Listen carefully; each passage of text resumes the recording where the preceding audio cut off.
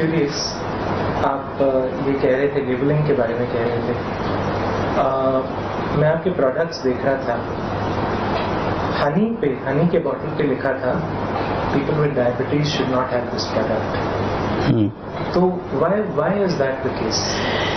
देखिए, डायबिटीज का पेशेंट यदि ज्यादा हनी खाएगा तो शुगर तो बढ़ेगी ना। वो नेचुरल शुगर हो या जो है केमिकल प्रोसेस से तैयार की हुई, जैसे कि सल्फर आदि के प्रोसेस से शुगर तैयार करते हैं, चीनी जिसको बोलते हैं, तो वो तो और ही ज्यादा हानिकारक है। लेकिन यदि डायबिटीज के पेशेंट हनी भी ज्यादा खा लेगा तो शुगर लेवल तो बढ़ेगा ना जी। फिर हमने हनी के ऊपर यह भी लिखा है कि जमना, क्रिस्टल्स तैयार होना, ये शहद की नेचुरल प्रॉपर्टी है। लेकिन अब हिंदुस्तान में ऐसा हो रखा है कि शहद जमना नहीं चाहिए। बचपन से हम उसी कॉन्सेप्ट के साथ बढ़े, लेकिन ये गलत है। पूरी दुनिया के अंदर जमा हुआ शहद खाते हैं लोग, ब्रेड के ऊपर लगा करके चटनी की तरह लगा के खाते हैं उसको, जमे हुए शहद को, क्रिस्टल्स वाले शहद को खाते हैं। तो ये कल्चरल चीज भी तो है। नहीं, कल्चरल ऐसा नहीं है। जैसे हम गांव में शहद तोड़ते थे, शहद जमता था। हाँ जी। हाँ, लेकिन ऐसे किसी ने भ्रम फैला दिया तो उसके अंदर जो है बहुत तरह के प्रोसेस करने पड़ते हैं फिर ना जमे उसके लिए। लेकिन वो अच्छा नहीं है। इस तरह से गलत चीजों का प्रचार हो रखा है कुछ, उनको ठीक भी करना है। हम अपने शहद के लेबल पर लिखते हैं कि जमना शहद का स्वाभाविक गुण है, this is natural property of honey. ये रही फूड की बात। आप अभी फूड पार्क्स बना रहे हैं इंडिया में, काफी सारे स्टेट्स में। Why the focus on food parks? देखिए, इस देश में 7वां वेतन आयोग बन गया है। सर्विसमैन्स का सबका भला हो रहा है। सब पीएन से लेकर के पीएम तक सबका वेतन बढ़ गया है। डॉक्टर, इंजीनियर, टीचर, सबका वेतन बढ़ गया है। बेचारा किसान को सोच ही नहीं रहा। मैंने तो बोला था मोदी साहब से, सबने प्रॉमिस भी किया था मेरे से, बीजेपी ने, कि हम किसान आय आयोग बनाएंगे। लेकिन कोई बना ही नहीं रहा। तो हमने कहा किसान का भला कैसे होगा। मैं बेसिकली एक किसान का बेटा हूं, तो मुझे ऐसा लगता है किसान का भला कैसे होगा। तो यूनिलीवर से तो किसान का भला नहीं हो रहा, पीएनजी से किसान का भला नहीं हो रहा, जॉनसन एंड जॉनसन, कॉलगेट पॉमोलिव या कोका कोला, पेप्सी, ये तो कोई किसान का भला नहीं कर रहे। तो हमने कहा हम फूड प्रोडक्ट्स को लेकर के आएंगे, फूड प्रोसेसिंग भी करेंगे, डेयरी में भी जाएंगे। इन चीजों से हम किसान के जीवन में समृद्धि लेकर के आएंगे, जड़ी बूटियां भी उनसे लगवाएंगे। मेरा लक्ष्य है आगे कि हम पहले 5-10 हजार करोड़, फिर 25-50 हजार करोड़ तो हर साल हम किसानों को दें सीधा। ये हमारा लक्ष्य है। आप कैसे देंगे? एक तो उनके फूड को वेस्ट होने से बचाएंगे। 50,000 करोड़ से लेकर के 1 लाख करोड़ रुपए का फूड वेस्ट हो जाता है हमारे देश के अंदर। टमाटर और बाकी ग्रीन्स, वेजिटेबल्स, तमाम तरह की वेजिटेबल्स एंड ग्रीन्स, फ्रूट्स, ये सब वेस्ट हो जाते हैं। तो उनके लिए चाहे वो सप्लाई चेन है, इंफ्रास्ट्रक्चर है, जो भी फूड प्रोसेसिंग है, इस चीज को हम आगे लेकर के आ रहे हैं। दूसरा, उनको बिचौलियों से मुक्ति दिलाएंगे, उनको अच्छा भाव देंगे। आंवला, एलोवेरा, गिलोय, अश्वगंधा, शतावर, जड़ी बूटियों का, तुलसी, इनका अच्छा भाव देंगे उनको। एडिशनल उनको इनकम होगा। जब आप कहते हैं अच्छा भाव देंगे, मतलब मार्केट, जो मार्केट प्राइस से ज्यादा देंगे, मार्केट प्राइस से ज्यादा देंगे। और अभी तो बहुत चीजों का रेट ही हम तय करते हैं, तो अच्छा रेट दे रहे हैं हम। पहले आंवला बिका करता था 3 रुपए, 5 रुपए किलो, अब 10-15 रुपए, 20-25 रुपए किलो बिकता है। जो छोटा छोटा आंवला वो भी 10-12 रुपए किलो बिकने लग गया। हाँ? आगे अभी जो थोड़ा मोटा आंवला है वो 20-25 रुपए किलो बिकने लग गया। तो पहले 3 रुपए 5 रुपए किलो मिला करता था, तो वैल्यू मिल गई ना उसको जी। ऐसे एलोवेरा, जिस जमीन में कुछ नहीं होता उसमें 1 से 1.5 लाख रुपए का एलोवेरा हो जाता है, बंजर जमीन में, रेतीली राजस्थान की जमीन में। तो एक किसान के पास यदि 25-50 एकड़ जमीन पड़ी है, उसमें खाली एक फसल लेता है वर्षात की, और कुछ ले ही नहीं पाता है, वो उसको इनकम कुछ नहीं हो रही। हजारों लाखों किसानों को हम करोड़पति बना देंगे। जिन्होंने कभी करोड़ रुपए नहीं देखे थे, तो वो 2-4-5 साल में करोड़ रुपए देख लेंगे, उनकी लाइफ में प्रॉस्पेरिटी आएगी। तो किसानों के साथ सीधा जुड़ा हुआ काम हमारा। आंवला एलोवेरा हमको रोज 5000 टन आंवला चाहिए, 5000 टन डेली आंवला, 5000 टन डेली एलोवेरा चाहिए हमको।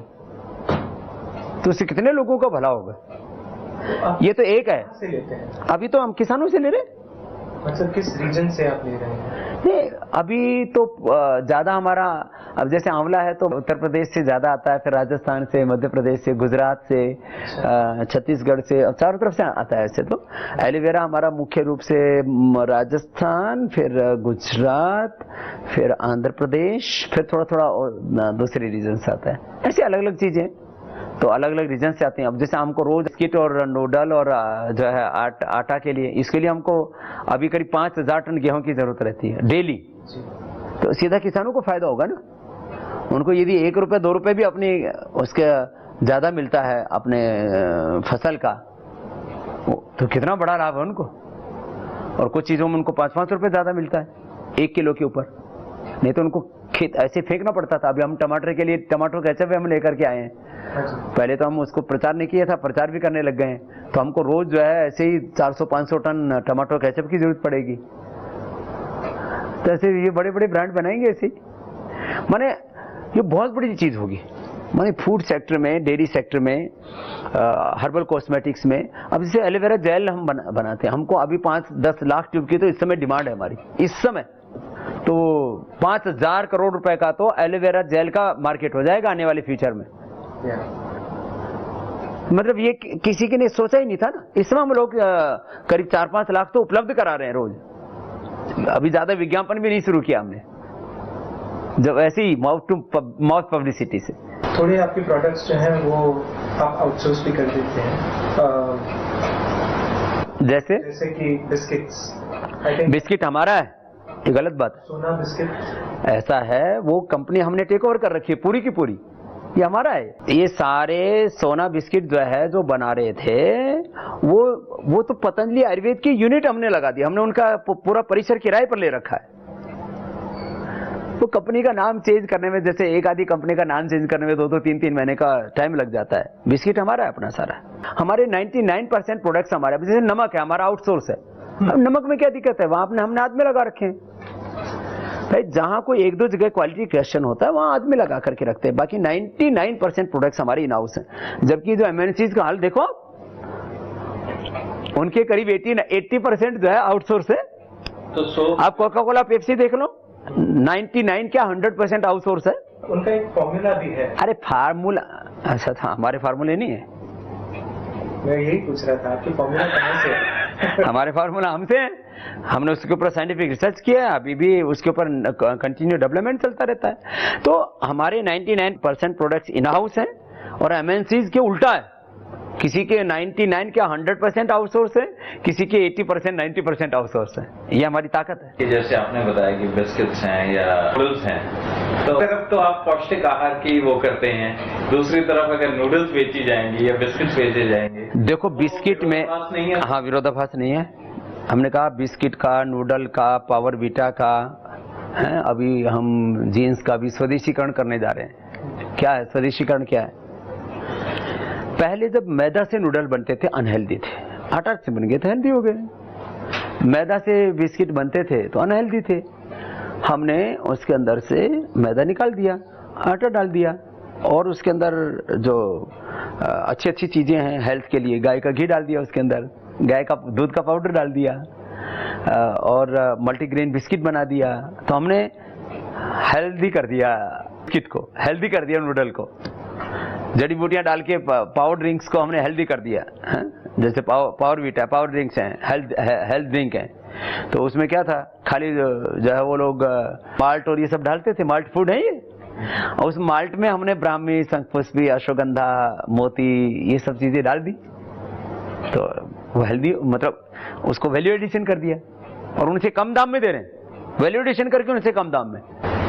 अच्छा, आपकी लाइफ में 2 बड़े कंसिस्टेंट थीम्स हैं कि आपसे पहले भी और आपके कंटेम्प्रेरीज भी बहुत सारे गुरु हैं जो काफी योग करते हैं और दुनिया भर में करते हैं, लेकिन nobody is seen the kind of success you have seen.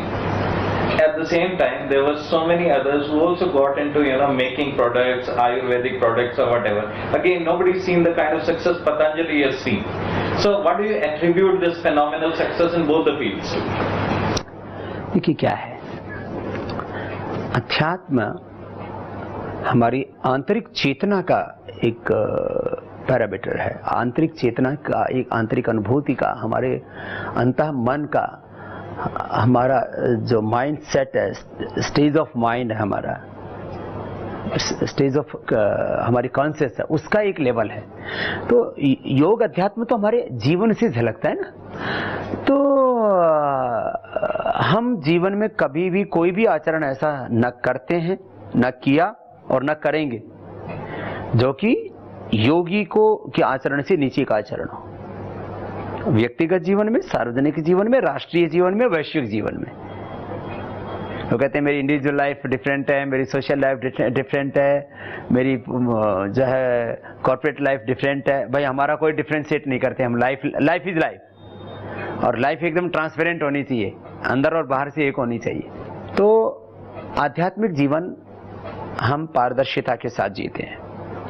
और जहां तक ये सार्वजनिक जीवन में समृद्धि, स्वदेशी, देश की आर्थिक उन्नति, जो हमारा बड़ा कॉन्सेप्ट है, आर्थिक आजादी दिलाओ देश को, विदेशी कंपनियों की आर्थिक लूट और गुलामी से मुक्ति दिलाओ देश को।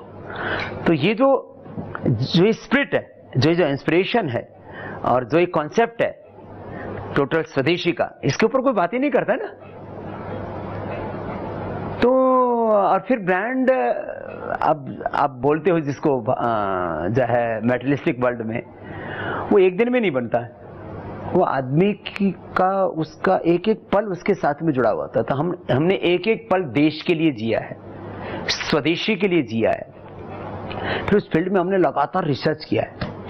अब जैसे कोई भी साधु संत महात्मा है, वो मतलब कुछ भजन गाते हैं, कुछ सत्संग करते हैं, कुछ थोड़ा बहुत काउंसलिंग कर लेते हैं, कुछ लेक्चर्स दे लेते हैं, लेकिन फिर उनको हमने अपने हाथों से सारी दवाइयाँ घोटी हैं, हमने अपने पहाड़ों से हिमालय छाना है पूरा, फिर हमने हजारों करोड़ रुपए रिसर्च में खर्च किए हैं, फिर जो है पूरे प्रोफेशनल्स, चाहे वो चाहे मैन्युफैक्चरिंग है, चाहे रिसर्च है, चाहे सप्लाई चेन है, माने रॉ मटेरियल से लेकर के और जो है प्रोसेसिंग तक और मतलब यूजर तक, एक जो पूरा काम होता है वो किया है हमने। तो यदि कोई भी करेगा तो वो भी हो जाएगा, लेकिन उसको इस प्रोसेस से गुजरना पड़ेगा। मैं कहता हूँ किसी को ब्रांड बनाना है तो मैं तो ट्रेनिंग भी देता हूँ। आपको ब्रांड बनाना है तो आप जो है थोड़ा सा धीरज रखो, पेशेंस, और 5-10 साल लगे रहो, रिसर्च करो, इन्वेंशन करो, जो है इनोवेशन, रिसर्च, इन्वेंशन, इनोवेशन, और फिर उसके बाद में अपना भरोसा मत खो। थोड़ा लॉस भी करना है तो लॉस करो, रिस्क लेना है तो रिस्क लो। हमने बड़े बड़े रिस्क लिए। अभी तो हम जो है एक बड़ी बड़ी छलांग लगा रहे हैं, लेकिन इससे पहले हमने, जब हमारे पास कुछ नहीं था, तब हमने 500 करोड़ रुपए लोन लिया था। 500 करोड़, और बाबा जी होकर के 500 करोड़ लेगा तो उसको तो लोग कहेंगे नींद ही नहीं आएगी उसको, तो अरे बाबा जी होकर 500 करोड़ का कर्ज क्यों लिया भाई। फिर 500 करोड़ रुपए वर्किंग कुल मिलाकर के 1000 करोड़ रुपए का कर्ज लिया हमने इस काम को करने के लिए। तो थोड़ा रिस्क भी लेना पड़ेगा। मशीनें लगाई तो कोई 10, कोई 20, कोई 25, 50, 100 करोड़ की मशीन लगा दी, उसका अंत में परिणाम क्या आएगा कुछ पता ही नहीं था। तो रिस्क भी लेने पड़ते हैं। बड़े बड़े हमने एक्सट्रैक्ट निकालने के लिए 50-50 करोड़ के कारखाने लगा दिए। तो मीन्स रिस्क लेने पड़ते हैं। फिर आपको खुद उसमें खोना पड़ता है, जैसे और आपको जस्टिस करना पड़ता है। मैं योग के लिए 4-5 घंटे का टाइम देता हूँ, फिर अपने जो है ये स्वदेशी काम के लिए 4-5 घंटे का टाइम देता हूँ, फिर पब्लिक से मिलने के लिए 4-5 घंटे का टाइम देता हूँ। तो आपको सब चीज़ों के साथ न्याय भी करना पड़ता है ना। तो टाइम का डिस्ट्रीब्यूशन, टाइम मैनेजमेंट, ये भी करना पड़ता है। यदि आपको एंटरप्रेन्योरशिप में जाना है, ब्रांड में जाना है, यदि कोई आपको बड़ा काम करना है, तो फिर उसमें आपको खोना पड़ता है। अब कुछ ऐसे ही बाबा लोग हैं, वो सोचते हैं कि चलो पतंजलि की तरह ब्रांड बन जाएगा, 1000 रुपए का घी लॉन्च कर देते हैं ऐसे ही जो है और कोई भी इधर उधर से बना करके, जो आउटसोर्स वाली आप बात कर रहे थे, तो 99% चीज़ों को आउटसोर्स कर लेते हैं। उनके पास में कोई अपना बेस नहीं होता है, कोई एक्सपीरियंस नहीं होता है, कोई एक्सपर्टीज नहीं होता है, कोई रिसर्च नहीं होता है, कुछ खुद का इनोवेशन नहीं होता है। बाजार में चीज़ें मिल रही हैं, उसी को जो है बेच दो बाजार में, ऐसे नहीं। तो आपको खुद उसके लिए बहुत पुरुषार्थ करना पड़ता है। एक और बात है कि जैसे यूनिलीवर है या पीएनजी है, वो अलग अलग देशों से हमारे देश में आए और दुनिया भर के देशों में गए। उसी तरह आप पतंजलि को भी दूसरे देशों में ले जाना चाहेंगे? Is that on the card? Is that on the annual, taking it abroad? अभी बियॉन्ड इमीडिएट नेबरहुड 3 से 5 साल हमको हिंदुस्तान में काम में और समय लगेगा, 3 to 5 years। और उस समय तक पतंजलि शायद दुनिया का सबसे बड़ा ब्रांड बन चुका होगा। फिर हम जाएंगे, दुनिया में जाएंगे और दुनिया की भलाई के लिए जाएंगे, वेल्थ कमाने के लिए नहीं, प्रॉफिट मेकिंग मोटिव लेकर के नहीं। No individual wealth, no profit making mentality motive, कोई भी तरह का स्वार्थ नहीं, परमार्थ।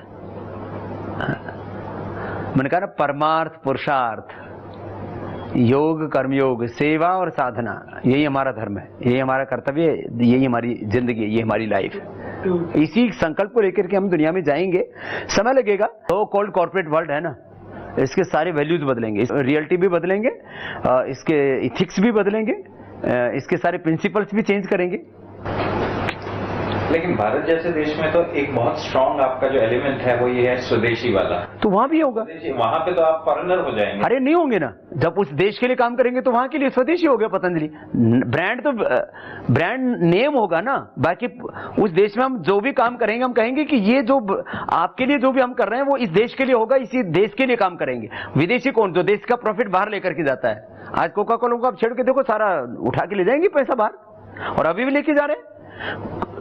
हजारों करोड़ रुपए कोलगेट ले जा चुका है रॉयल्टी के नाम पर, और जो है रिसर्च के नाम पर हजारों करोड़ रुपए, हजारों करोड़, लाखों करोड़ रुपए यूनिलीवर ले जा चुका है। लेकिन हम जिस भी देश में जाएंगे हम वहां प्रॉमिस करेंगे कि हम यहाँ का, तुम्हारे देश का पैसा बाहर लेकर के नहीं जाएंगे। गरीब मुल्कों को, जो पैसे वाले मुल्क है उनसे तो लेके आओ, क्या दिक्कत है, वो पूरी दुनिया से लेके जा रहे हैं। फिर आप उन पैसों का क्या करेंगे? सेवा, और कम से कम हमारे है लो प्रॉफिट। जो मार्केट है वो तो मार्केट के हिसाब से चलता है ना, तो उसमें जो भी आपको प्रॉफिट मिले उसको फिर सेवा में लगाओ। मनी अच्छे सर्कुलेशन के लिए घूमता है। Prosperity for charity, charity for prosperity, prosperity for charity, this is a cycle. आप 2007 में Patanjali was considering N IPO, उसका क्या हुआ? नहीं, कोई आईपीओ का तो हमारी कोई योजना ही नहीं है। नहीं थी ना, किसी ने बोला है तो गलत बोला है। आज भी नहीं है? नहीं, अभी नहीं है। नहीं, किसी ने ऐसे बोल दिया होगा। हमारे बारे में बहुत कुछ बोलते रहते हैं लोग। एक और चीज जो कई लोग बोलते रहते हैं और काफी जगह छपी भी है, वो ये है कि आपके कई सारे प्रोडक्ट्स जो हैं they have not been properly examined by the food safety people and all those quality controls. उसके बारे में आप क्या? ये बताओ, ये हिंदुस्तान कोई सोमालिया तो नहीं है, ये कोई जो है अफगानिस्तान और पाकिस्तान जैसा मुल्क भी नहीं है, कोई ये जो है जैसे इधर हमारे तंजानिया केनिया भी नहीं है, क्या कुछ भी चलेगा। हिंदुस्तान की जो है स्टैंडर्डाइजेशन के लिए ऑर्गेनाइजेशंस हैं, गवर्नमेंट की एजेंसियां हैं, गवर्नमेंट के द्वारा निर्धारित जो नॉर्म्स हैं उसके अकॉर्डिंग यदि सही नहीं है तो तुरंत बैन हो जाएगा। ये गलत बात है, कुछ भी लोग बोलते हैं, इसका क्या आधार है? मतलब बोलने का तो देखो, कोई किसी का मुंह बंद नहीं कर सकता। हम कोई भी काम इलीगल नहीं कर रहे हैं और इमोरल नहीं कर रहे हैं और ना करेंगे, बल्कि जो गवर्नमेंट के स्टैंडर्डाइजेशन है उनसे ज्यादा बेहतर हम बनाते हैं। गवर्नमेंट के स्टैंडर्डाइजेशन से भी बड़े स्टैंडर्ड्स पतंजलि फॉलो करता है। वो इसलिए कि गवर्नमेंट को अभी बहुत सी चीजों के स्टैंडर्ड बनाने में वक्त लगेगा, लेकिन उस वो दौरान हम देश के लोगों के साथ तो धोखा नहीं कर सकते ना। देश के नागरिक जो हमारे प्रोडक्ट्स का यूज कर रहे हैं, हम उनको यूजर नहीं मानते, हम उनको उपभोक्ता नहीं मानते, हम उनको ये मानते हैं कि वो हमारे परिजन हैं, वो हमारे अपने ही परिवार के हैं, हमारे अपने भाई बहन हैं। बड़े बुजुर्ग हैं तो हमारे माता पिता हैं, हम उम्र हैं तो हमारे भाई बहन हैं, छोटे बच्चे हैं तो हमारे बच्चे हैं, उनके साथ कोई खिलवाड़ नहीं करेंगे। ये हमारी मॉरल रिस्पॉन्सिबिलिटी है। लीगल रिस्पॉन्सिबिलिटी भी लेते हैं हम। Do you have a complaint hotline आपके कस्टमर्स के लिए? वो वर्क करती है हमारी कंप्लेंट्स कंटिन्यू, हमारे पास में नंबर भी है, हमारे पास ईमेल से भी आते हैं। जो कॉर्पोरेट वर्ल्ड जो बड़ी बड़ी बातें करता है, चौचलेबाजी करता है, तमाम तरह के कुछ बेकार के प्रदर्शन करता है, उससे तो हम दूर रहते हैं। लेकिन वो जिन स्टैंडर्ड्स को फॉलो करते हैं उनसे भी बड़े स्टैंडर्ड्स को हम फॉलो करते हैं हर चीज में। एक कंपनी है जो एक पॉपुलर प्रोडक्ट बनाती है जिसका आपकी वजह से काफी नुकसान हुआ है, बैंड बजा है, तो अब उन्होंने पूरी एडवर्टाइजिंग ब्लिट्ज स्टार्ट की है ये कह के कि उनका प्रोडक्ट क्वालिटी में बहुत उत्तम है इसलिए उसी को खरीदना चाहिए। In a way indirectly hitting at you as being maker of low quality product. देखो, how do you respond to something like that? देखो, कोई भी कंपनी, पहले तो यह है कि कोई इंडियन कंपनी को हम कभी भी डायरेक्ट चोट नहीं पहुंचाएंगे। इंडियन कंपनी को, वो इंडियन कंपनी को ही पहुंची है डाबर खाने की बात। सुनो, अब कोई आदमी लोगों को लूटता है, देसी आदमी भी, तो भाई वो भी ये जस्टिस नहीं है पब्लिक के लिए। अब आप बात हनी की करो, सीधी सीधी बात करो, हनी किसी के बाप ने बनाया? हनी ना रामदेव से निकलता है, ना आचार्य बालकृष्ण से निकलता है, ना किसी दूसरी तीसरी कंपनी से। हनी मधुमक्खियां निकालती हैं। तो कोई हनी के अंदर कहे कि हमारा क्वालिटी वाला प्रोडक्ट है और ये पतंजलि का वाला नहीं है, बट ये गलत बात है। किसी आदमी से हनी नहीं निकलता है, किसी मशीन से हनी नहीं बनाया जाता है, हनी मधुमक्खी बनाती है। और मधुमक्खी के द्वारा बना हुए शहद के 100 से ज्यादा पैरामीटर्स हैं, और वो पतंजलि का जो शहद है उनके शहद से ज्यादा प्योर है। और बाजार से जो शहद खरीदते हैं हमसे घटिया क्वालिटी का खरीदते हैं। यदि हम 150-200 रुपए किलो का शहद खरीदते हैं तो वो हमसे 50 रुपए सस्ता शहद खरीदते हैं बाजार से। हमारे पास उनके वो खरीदारी के इनवाइस तक है। क्या बकवास करते हैं लोग। अब हम डायरेक्ट किसी को चोट नहीं पहुंचाएं इसका मतलब ये थोड़ी को कुछ भी। अब हम ये बात एडवर्टाइजमेंट में जिस दिन बोल देंगे तो डब्बा ही बंद हो जाएगा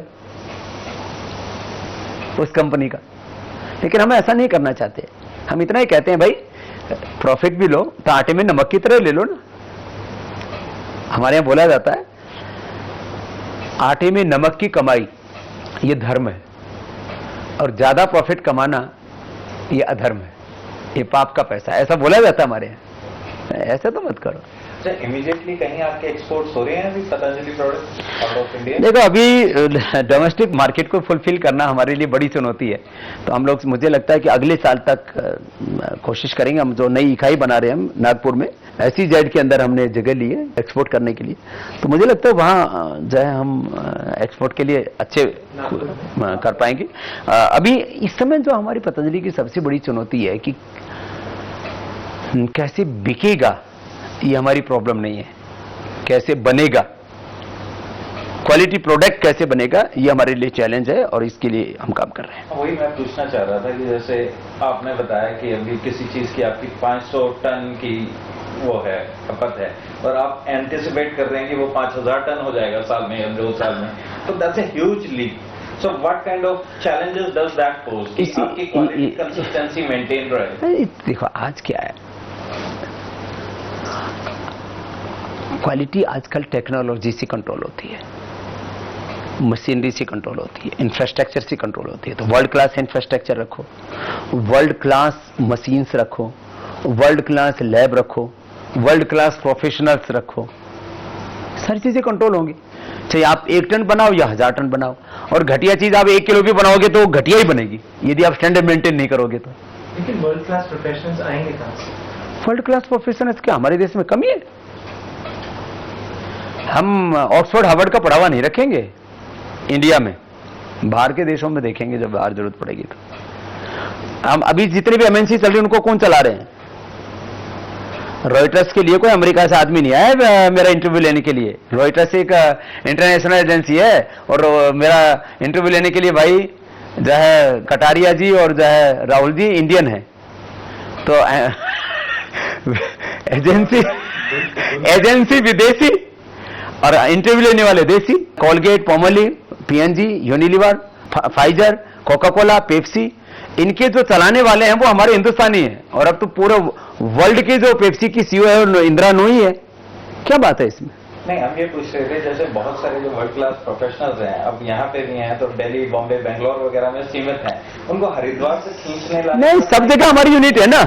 अभी तो हमारी यूनिट जो है वो नागपुर में भी है, अब नोएडा में, दिल्ली में भी होगी, वो जो है मध्य प्रदेश में भी होगी, वो जो है आंध्र प्रदेश के पास में भी होगी, जो नायडूपेटा है वो आंध्र प्रदेश और जो है मतलब इसके कर्नाटक के बॉर्डर पे, तो गुवाहाटी में भी होगी, तो जो पूरे देश में यूनिट्स होंगी।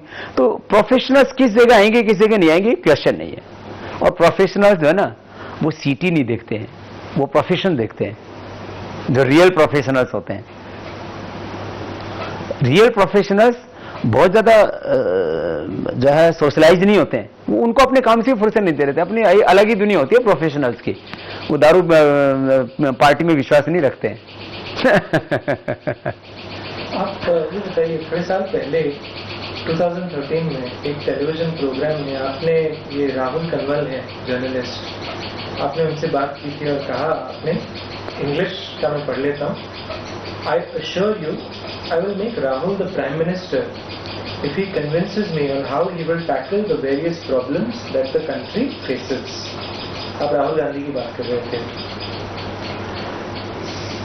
I want to ask you, do you believe that you have the strength and the ability to make somebody a Prime Minister? देखो, हमने क्या किया है, हम क्या कर रहे हैं और हम क्या कर सकते हैं वो हिंदुस्तान जानता है। आप बताइए। अपने मुंह से अपनी बड़ाई करना हमारे यहाँ अच्छा नहीं माना जाता है ना।